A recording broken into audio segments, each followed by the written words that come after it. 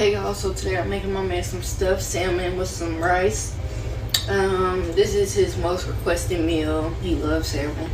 And I'll be trying to make it different ways for him. I have tried fried salmon, of course regular seared salmon, and this is my second time doing the stuffed salmon. Yeah, this shit is fire, so I recommend you to make this for your man, boo.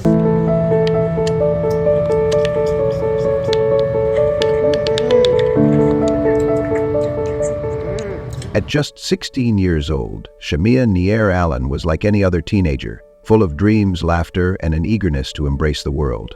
But in the midst of her youth, she found herself entangled with a man who should have never been part of her story. Brian Jackson, a 31-year-old tattoo artist, crossed her path, and what should have been a clear boundary between adulthood and adolescence blurred into something far more troubling. Legally, Indiana's age of consent laws might have justified their relationship, but morality told a different story. A man with over a decade of life experience had no business molding the affections of a teenage girl. Yet Brian didn't stop at pursuing her. He introduced her to a world she wasn't ready for, a tangled, chaotic relationship where she wasn't the only woman. He made sure of that. To Shamia, love meant sacrifice, it meant endurance, and when Brian offered her a place in his polyamorous lifestyle, she convinced herself she could handle it. She stayed, believing that if she proved her loyalty, she'd become his priority. But love, when tangled with manipulation, rarely leads to a fairy tale ending. Instead, it led to something far more destructive. By the time she turned 18, the weight of her reality was crushing. A relationship filled with arguments, arrests, and bruises, some physical, some emotional. She wasn't just navigating young motherhood, she was fighting battles that no teenager should ever have to face. Brian's other girlfriends were more than just inconveniences. They were reminders that no matter how hard she tried, she was never enough in his world. And when she caught him with another woman, the fragile threads holding her together began to unravel. Brian would later say that moment was too much for her, that she made the heartbreaking decision to end her pain. But anyone paying attention could see the cracks long before that night. The signs had been there, loud and clear. The question wasn't if Shamia would reach her breaking point. It was when. From the outside, Brian and Shamia wanted the world to see them as a power couple, a young family striving for success, documenting their fitness routines, their milestones, and their carefully curated moments of happiness. Social media became their stage, and they played their roles well. But the truth is, a camera can only capture what people want you to see. In between those smiling photos and choreographed workout videos was a reality far from picture perfect. It was a relationship held together by control, isolation, and a toxic cycle of breaking up and making up. Brian wasn't just a partner, he was the force that dictated the terms of their love. Behind the doors of their shared home, arguments simmered beneath the surface. And when the tension bubbled over, it wasn't just words that left bruises. Publicly, they maintained the illusion of unity, but sometimes the cracks became visible, even on camera. In one video, a simple disagreement escalated so quickly that Shamia stormed off, unable to hide her frustration. She came back moments later, wearing the same forced smile, trying to maintain the act. For those paying attention, the signs were undeniable. She wasn't okay, she wasn't thriving, she was trapped. But the most unsettling part? She believed that if she just held on a little longer, if she proved her devotion, things would change. But how long can someone keep convincing themselves that love will fix what's already broken? How long before the weight of it all becomes too much? By April of 2024, the cracks in their relationship were no longer just visible, they were impossible to ignore. That month, Brian was arrested for domestic battery against Shamia. It wasn't the first time he'd hurt her, but this time, there was no hiding it. The walls of their so-called home had heard the fights, and now, the law was listening too. And yet, Shamia still held on. By July, Brian was arrested again, this time for violating home detention, lying about his identity and fraud. He had painted himself as a protector, a provider, a man who had it all together. But the truth was far from that. He was reckless, manipulative, and always one step away from trouble.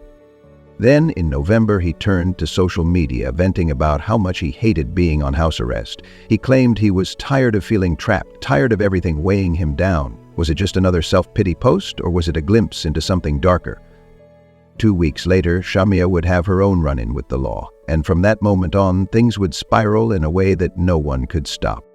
The question is, did anyone truly see what was coming, or did they choose to look away? By December of 2024, the tension between Shamia and Brian had reached a boiling point.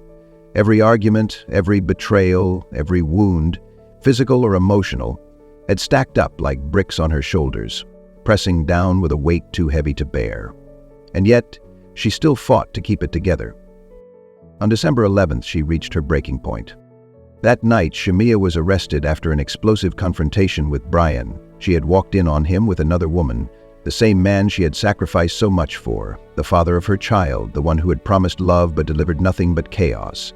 Rage took over. She lashed out, unable to contain the betrayal that burned inside her. But when the police arrived, it wasn't Brian they took away, it was her.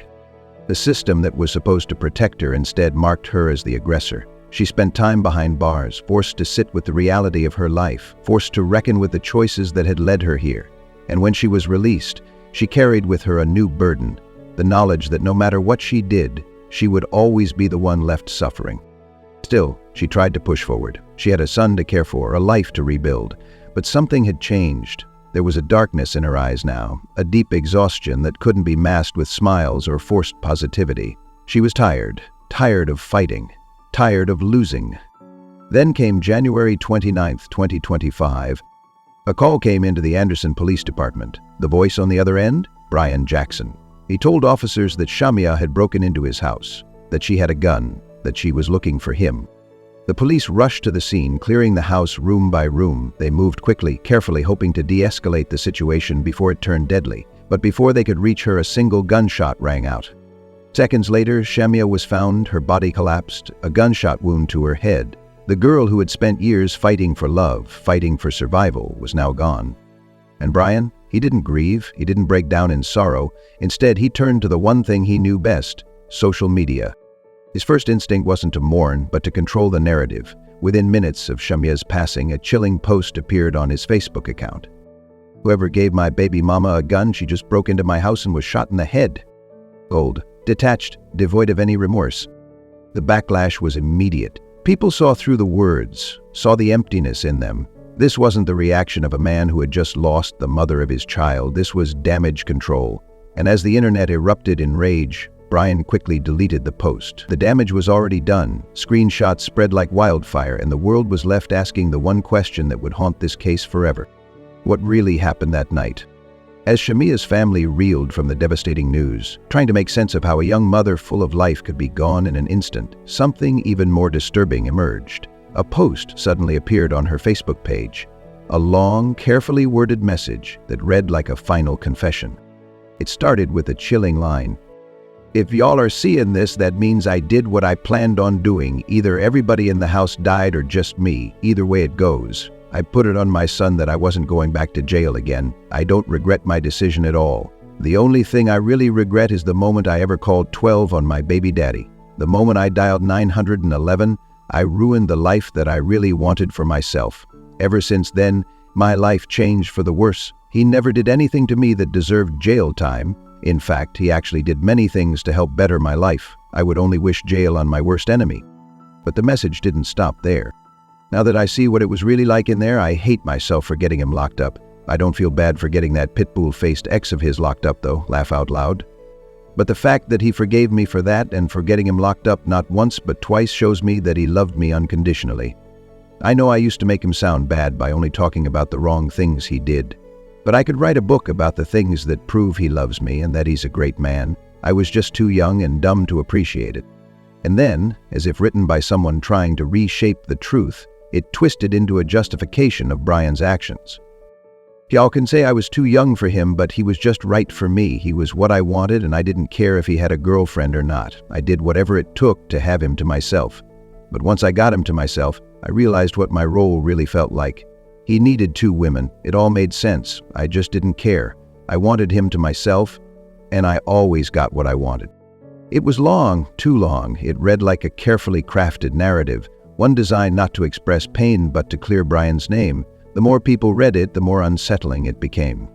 Shamia's mother, her family, her closest friends. They all said the same thing. This wasn't her voice. The language, the structure, the phrasing, it all felt disturbingly familiar. And when people compared his past posts to this so-called final message, the similarities were impossible to ignore. The The same erratic sentence structures, the same dramatic shifts in tone, the same manipulative undertones. It was too clean, too calculated, as if someone had carefully scripted the entire thing. Could it be that Brian, rather than mourning the mother of his child, had taken the time to stage her final words? That instead of grieving, he was focused on crafting an alibi? Then came the confrontation. Someone messaged Brian bluntly asking if he had written the post. His response? Defensive, deflective. Instead of denying it outright, he shifted the conversation to how people were attacking him, how he was receiving death threats, how the world was unfairly turning against him. But he never said, "I didn't write it," because maybe, just maybe, he did. And if he had gone so far as to fake Shamia's last words, what else was he capable of? What really happened in that house before the gunshot rang out? What wasn't he telling us? In the days following Shamia's death, the people who loved her grieved. Her mother, her siblings, her friends. They were devastated. Their pain was raw, real, and impossible to disguise. But Brian, he wasn't mourning. He was defending himself. Instead of retreating in sorrow, instead of expressing regret, instead of acknowledging the role he played in her suffering, he ran straight to social media, and what he did next left people in shock. In a now-deleted post, Brian attempted to rewrite history. He wasn't the villain, he was the victim. He spoke about how hard his life had been, how much he had done for Shamia, how unfair it was that people were blaming him for what happened. He wrote long, meandering posts about the harassment he was facing, about the threats, about how he was supposedly in danger. But there was one thing missing from all his posts: genuine grief for the mother of his child. He didn't speak about the pain of losing her, the tragedy of her death, or the impact it would have on their son. Instead, his focus remained on himself, on how unfairly the world was treating him. And then, as if his behavior couldn't get any more unsettling, he did something that made people's stomachs turn. He donated $100 to Shamia's GoFundMe. $100, the first donation. The man who had manipulated her, humiliated her, and allegedly drove her to the edge, now publicly donating money in her name like some concerned bystander. It wasn't an act of generosity, it was a performance, a desperate, calculated attempt to clean up his image before the world could fully turn against him. But the internet wasn't buying it. Screenshots of his posts spread like wildfire. People dissected every word, every excuse, every attempt to dodge responsibility. The narrative he was trying to push, one where he was the misunderstood, suffering partner, was unraveling before his eyes. Because no matter how hard he tried to spin it, there was one simple truth he couldn't escape. Shamia was gone, and whether he pulled the trigger or not, the role he played in her downfall was undeniable. While Brian scrambled to protect his image, Shamia's family was left to pick up the pieces. No social media stunts, no attempts at damage control, just pure, unfiltered grief. Her mother, Danielle Pearson, didn't have the luxury of deflecting blame or rewriting the narrative. She was forced to live in the painful reality that her 19-year-old daughter was gone. The same daughter who had once filled their home with laughter, who had so much life ahead of her, was now reduced to memories. And what made it even worse, the knowledge that her grandson, Shamia's 1-year-old son, would grow up without his mother. As the internet debated what really happened, Danielle's voice cut through the noise. She took to GoFundMe, not for attention, not to control a narrative, but to speak her truth. My name is Danielle Pearson, and my daughter's name is Shamia Allen. My daughter decided to free her spirit on January 30th, 2025, just 2 weeks before her 19th birthday, which just so happens to be on Valentine's Day. This is so hard for my family, especially with her birthday being so close. My daughter was such a sweet, beautiful girl with a handsome 1-year-old son named Future. Shamia was funny and so full of life, she could do anything she put her mind to. To know her was literally to love her. There was no self-pity, no deflections, no performances, just heartbreak. But her words didn't stop there. Because unlike Brian, who was busy painting himself as the victim, Shamia's mother wasn't afraid to call out the truth. Shamia was manipulated by a 32-year-old man who just so happened to also be her child's father. He took her through so much in such a short time. I want to bring her story to light for young girls her age. Love is a crazy thing, and it will make you do some unimaginable things. And this man went as far as to create a post on her behalf on her Facebook after she had already passed, like she'd pre-wrote a suicide letter all about him. And there it was, the part that no one could ignore. Shamia's own mother believed that Brian Jackson had written her so-called final words. She saw what so many others had suspected. that the post wasn't just suspicious, it was a desperate attempt to rewrite the story before the truth could come out. Then came the hardest words of all. My daughter loved her baby and was just so heartbroken and tired of trying to fight. He drove her to a different level of insanity. Domestic violence is not just physical abuse, it is also mental. All of her siblings and her family loved her dearly and wanted so desperately to help her. We all did everything we could to try to keep her from him, but it was just not enough. Her mother had tried, her family had tried, but manipulation is a powerful thing, and in the end, Shamia had been too deep in Brian's world to escape. The saddest part? Her mother wasn't just grieving her daughter's death. She was grieving the fact that she couldn't save her. The fact that no matter how many times they had tried to pull her away from him, he had always found a way to pull her back in. The saddest part about all of this is my grandson still has to be raised without a mother. We have to keep her name alive and help someone else who may be feeling alone or that their only option is to take their own life. This wasn't just about mourning, it was about making sure Shamia's story wasn't buried. Her family wasn't going to let her name become another statistic. They were going to fight. And the question now was, would the world listen? As Shamia's family mourned, the world watched Brian Jackson's every move. People weren't just grieving her death, they were demanding answers. Because something about this story didn't make sense. The official report stated that Shamia was alone in the room when the fatal shot was fired, that the gunshot wound was self-inflicted, that there were no signs of foul play. But if that was true, why did so many pieces of this puzzle refuse to fit?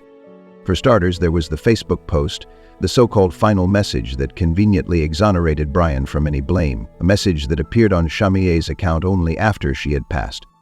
Then there was Brian's reaction, the cold, detached tone of his first post, the way he rushed to erase it once people started questioning him, the way he immediately turned the spotlight onto himself. A man who had just lost the mother of his child was acting more like someone caught in a lie than someone in mourning. And what about the call to the police? Brian had claimed that Shamia broke into his house with a gun, that she was searching for him, that she was on a mission to kill, but by the time officers arrived, she was alone. How did that make sense? If she was there to harm him, where was he? Why hadn't he stayed to confront her? Why was she found alone in the house with a fatal gunshot wound while he was conveniently nowhere to be seen? Then came the biggest question of all. Who gave Shamia the gun? She didn't own one, she didn't have access to one, and yet that night she somehow had a firearm. Brian himself even mentioned it in his own post. Whoever gave my baby mama a gun, she just broke into my house and was shot in the head. That's not the reaction of a grieving man, that's the reaction of someone trying to redirect suspicion. And then there was the fact that Brian was already on house arrest at the time. He had been monitored, restricted, supposedly unable to leave freely. So how did things escalate so quickly? How did a night that started with a frantic 911 call end with Shamia's lifeless body in an empty room? How did a young mother go from fighting for custody of her son to taking her own life in the home of the man she had spent months trying to escape? And most importantly, was she really alone when that gun was fired? Because for many people following this case, the biggest unanswered question wasn't how Shamia died. It was whether she had truly been the one to pull the trigger.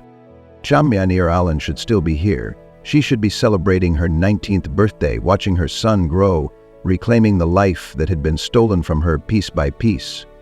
Instead, her name is now attached to a tragedy that never should have happened. But even in death, her story is not over, because her family refuses to let her be forgotten. Danielle Pearson, her mother, has made it clear, this is not just about grieving, it's about accountability. It's about exposing the manipulation, the control, the mental and emotional abuse that led to Shamia's breaking point. It's about making sure that no other young woman finds herself trapped in the same kind of toxic, soul-crushing relationship. And yet, the justice system has already ruled her death a suicide. Well, no further investigation, no deeper look into who really wrote that final Facebook post, no questioning of Brian's suspicious behavior. The case, in the eyes of the law, is closed. But should it be?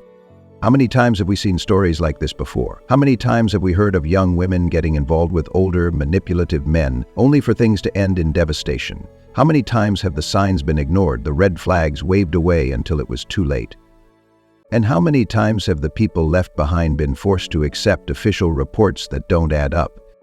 The world is watching, and while the legal system may have washed its hands of this case, the court of public opinion has not. Because the questions still remain. Who gave Shamia the gun? Who had the most to gain from her death?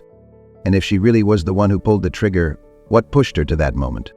If there's one thing this case proves, it's that domestic violence isn't just physical. It's psychological, it's emotional, it's the slow, systematic breaking of a person's spirit until they feel like they have no way out.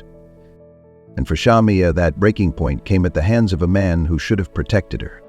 So now the responsibility falls on us, on her family, on the people who refuse to let her memory fade, on those who see the truth even when the official reports try to bury it. Shamia deserved more.